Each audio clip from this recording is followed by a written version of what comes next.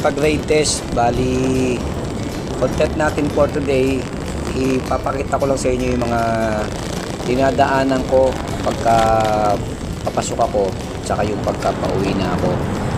So bali ngayon araw na to, palabas pa lang po ako ng bahay, papasok po ako, palabas pa lang po ako ng subdivision. So load lang po tayo ha. Panoorin nyo lang po kung sa inyo mga dadaanan ko. Okay? Alright.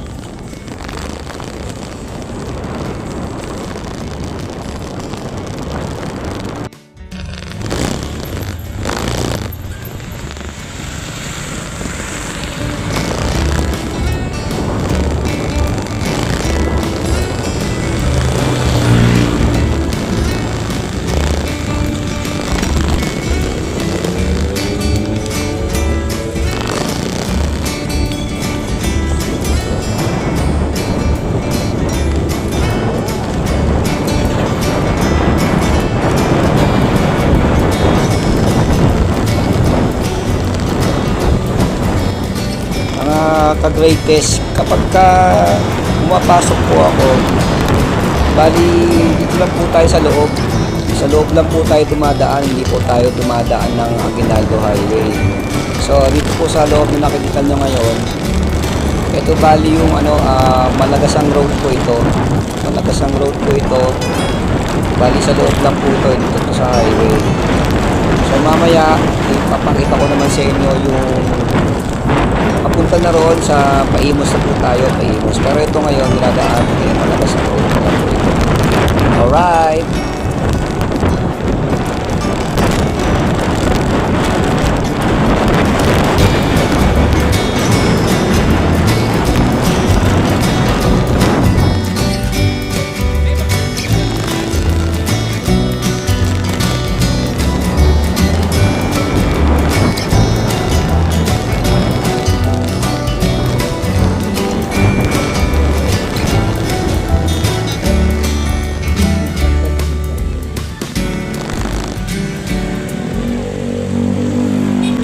Mga ka-greatest, yung Malagasang Road nga pala na binanggit ko, Imus na po yun.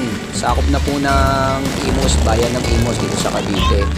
So dire-diretso lang po tayo itong Malagasang Road na to hanggang sa makarating tayo doon sa may papunta na ng Bacoor. Doon tayo mamaya makikita yung dadaanan natin sa Bacoor. Bali, tuloy-tuloy lang po tayo ha. Load lang po kayo. Alright.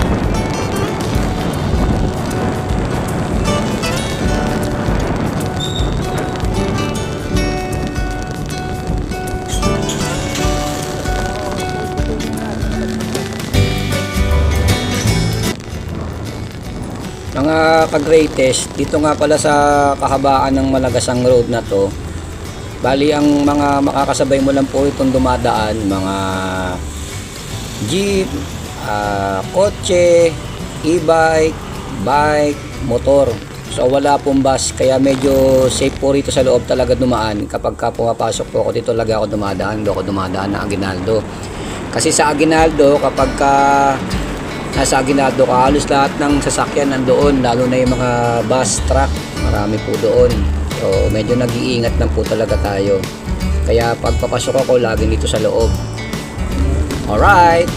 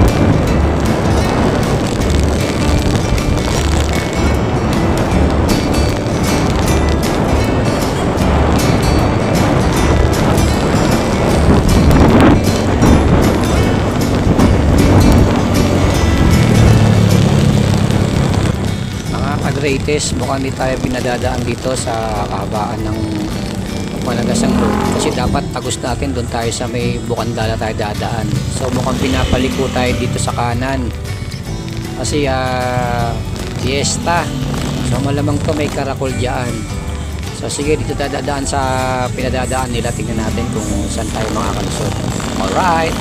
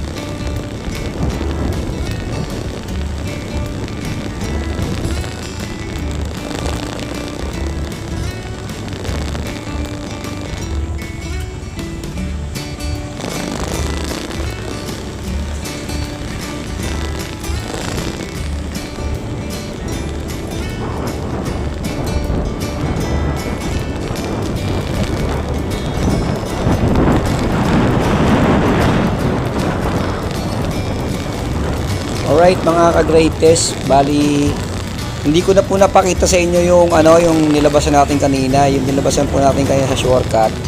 Bukandala po yon, tapos pagtapos ng Bukandala, Bayan Luma.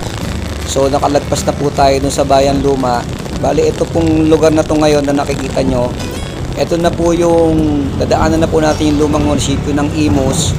Tapos papunta na po tayo doon sa Bacoor na po itong padadaanan natin. Bali makikita nyo mamaya, lalabas tayo dun tatawid tayo sa kabila sa likod po ng SM. Then pagdating natin dun sa may likod ng SM, dun po tayo dadaan sa lumang munisipyo naman po ng Bacoor. Medyo napabilis po kasi tayo eh. Alright.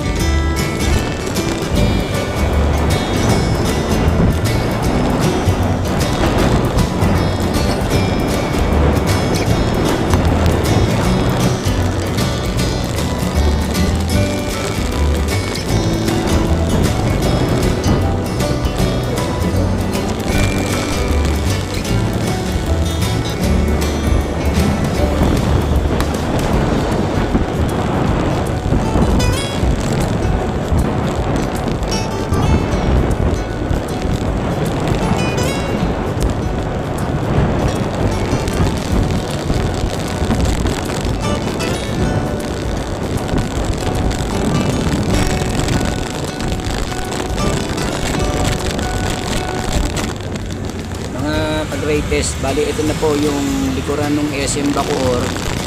Tatawid na po tayo dun sa kabila, papunta pong Talaba. Madadaanan po natin doon sa papuntang Talaba yung lumang munisipyo naman po ng Bacoor. Bali sa may simbahan po ng Bacoor yun, simbahan ng Bacoor, tapos yung likuran po yun yung lumang munisipyo ng Bacoor. Alright.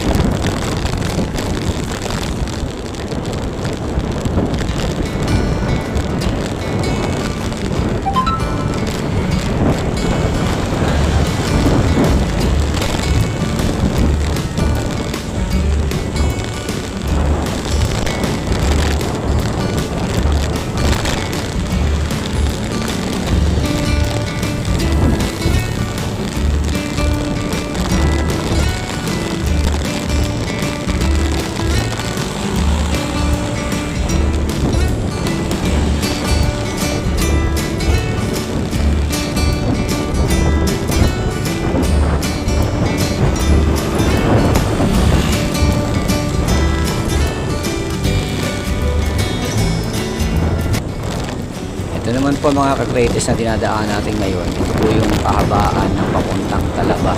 Hindi ko lang alam tawag sa lugar na to, pero ito po yung shortcutan pagkagaling ka ng Imus, Dasma. Pwede ka siyang workout dito kasi maraming daanan po dito sa loob na to eh. Pagkagaling kang Talaba, dito ka dadaan papunta naman ng Kawit, yan, Naik, pwede ka rin dumaan. So ngayon galing na akong Cavite, so dito ako daan, madadaanan po natin yung lumang munisipyo ng Bacoor saka yung simbahan ng Bacoor, tapos ang labas po natin mismong Talaba.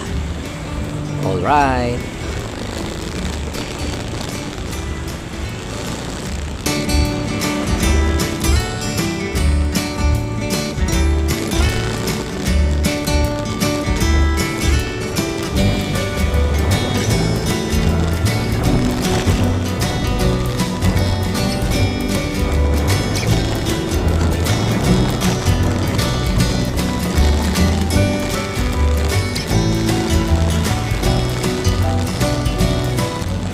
ka-greatest, ito na po yung simbahan ng Bacoor dito sa kaliwa, at sa likod po niyan, yan po yung lumang munisipyo ng Bacoor. Alright, malapit na po tayo sa Talaba. Ito na po mismo yung simbahan ng Bacoor. Ito naka-stop tayo, yung mismong may pedestrian lane na nakikita nyo. Sa tabi po niyan, yan po yung lumang munisipyo ng Bacoor. Alright,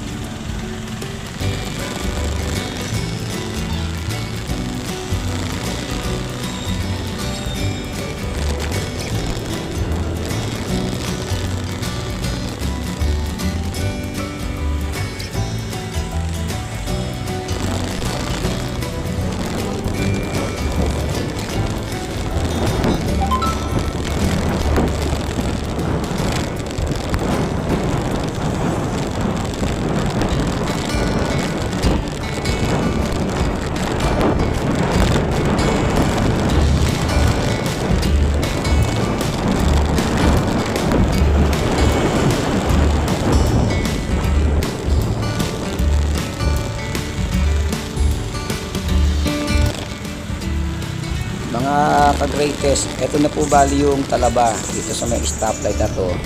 Bali tatawid po tayo sa kabila, kakaliwa po tayo, tapos dire-diretso po tayo. So shortcut po tayo doon sa may dulo doon, sa may kakanan po tayo sa kakaliwa. Makikita niyo po yung dadaanan natin. Sinasabi ko na po ngayon kasi medyo mabilis po yung andar natin, hindi nyo ako marinig mamaya, kaya ngayon medyo naka-stop po tayo. Dinidescribe ko na po yung dadaanan natin. Alright,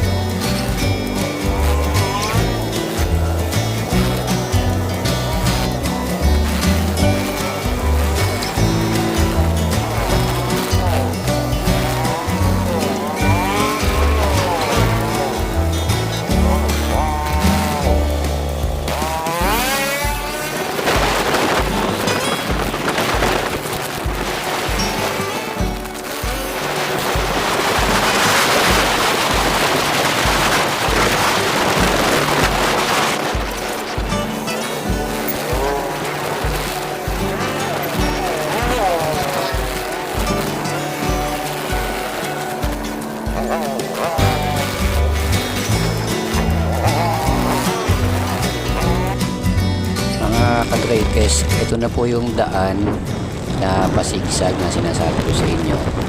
Papunta na po ito doon sa Bulungan, sa palengke ng Parañaque City. Tapos pagka nakalagpas na po tayo dun sa sa Bulungan, ano na po yun, Pamoa na po. Alright.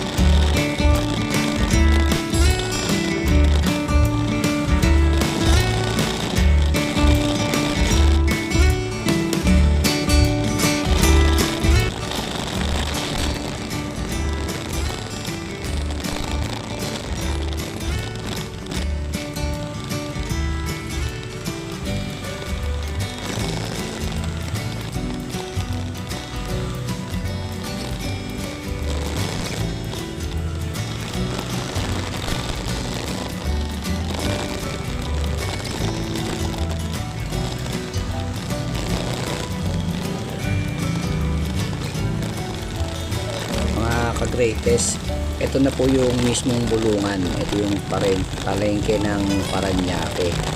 So ganitong oras kasi medyo konti na lang yung tinda, kaya hindi lang masyadong tao. Pero kapag dumaan ka rito ng madaling araw, talagang siksikan po rito, dahan-dahan po ang andar dito sa loob. Tsaka sobrang putik po niyan. Kasi nga syempre palengke nga ho. Kasi ngayon medyo hapon, kaya medyo konti lang ang dumadaan dito.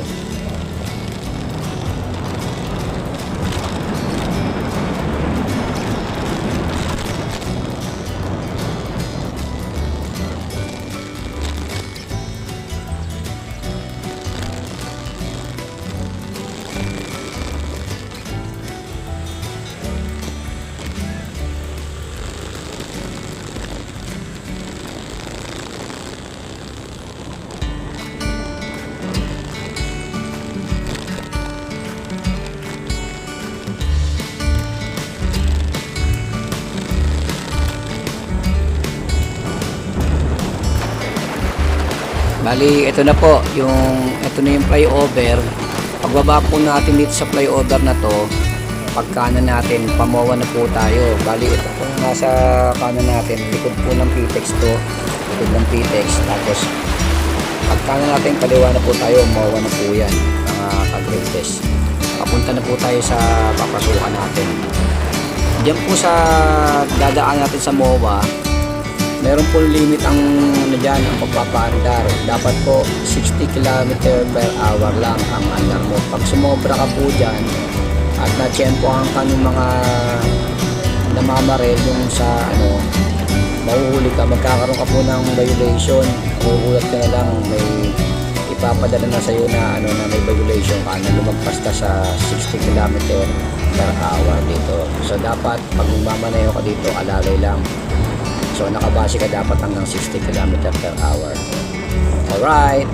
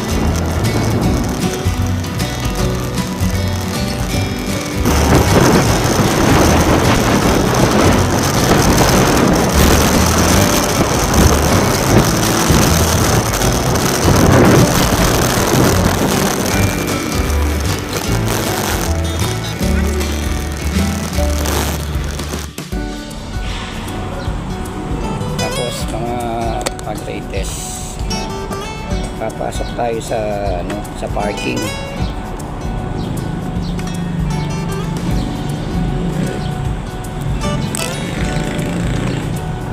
Bali ang parking kasi rito, fifth floor. So, pakita ko na rin sa inyo yung parking dito ng fifth.